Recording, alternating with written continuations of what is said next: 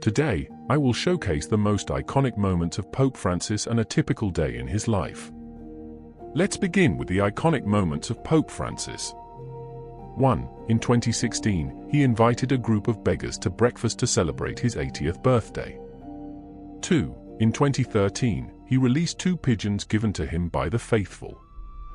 To everyone's amazement, one of them hesitated to leave him for several seconds. 3. A photo from before he became Pope, riding the subway. I love to travel on public transportation. It is one of the habits I miss the most. 4. At a conference, when asked about an allegedly gay priest, he responded, "Who am I to judge?" This phrase changed the tone of the church towards the LGBTQ+ community. 5. Drinking mate in St. Peter's Square at the Vatican, April 6, 2016. 6. He kissed the feet of dozens of refugees of different religions in a reception center. 7. In March 2020, during the COVID-19 confinement, he gave an unusual blessing in an empty St. Peter's Square at the Vatican. 8. He was the first pope to bridge science and the church. The theories of the Big Bang and evolution do not contradict the existence of a creator, but require it. 9. Diego Maradona gifts a shirt of the Argentine national team to the Pope. On the back, the shirt reads Francisco and bears the number 10. 10. Signing of the document on human fraternity, promoting peace and coexistence between Christians and Muslims. Now, let's explore a day in the life of Pope Francis. 1. His day began at 4:30 a.m. The Pope was an early riser. He was always up before 5 a.m., spending the next 2 hours praying, studying scripture, and preparing the morning's homily. His living quarters were surprisingly modest.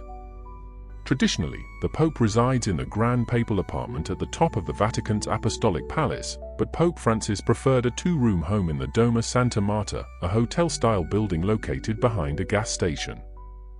His neighbors included the cardinals who elected him during the conclave.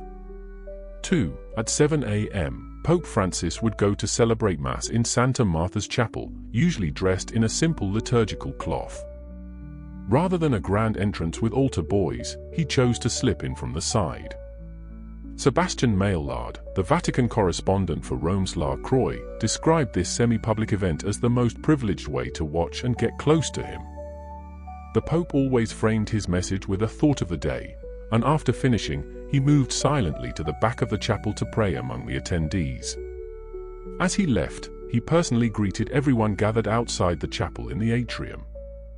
3. Following Mass, Pope Francis went to the hotel's cafeteria for breakfast, usually around 8 a.m.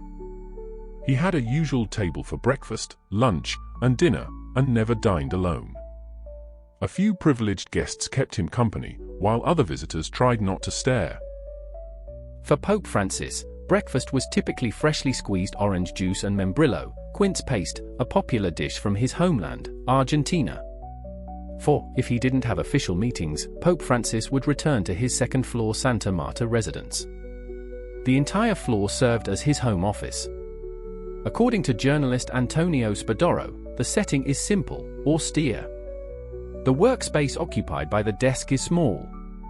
Decorations were limited to religious objects. The Pope read, recited the Rosary, or traveled to the Apostolic Palace for formal audiences. 5. Pope Francis preferred to manage his schedule. He decided who he saw and for how long, often booking appointments himself over the phone. If he received a touching letter, he'd call the sender directly.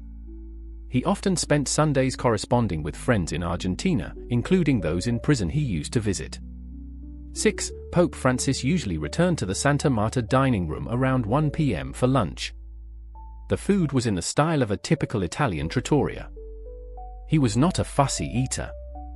However, he admitted a fondness for pizza, missing the times he'd get one after watching his soccer team, San Lorenzo, play in Buenos Aires.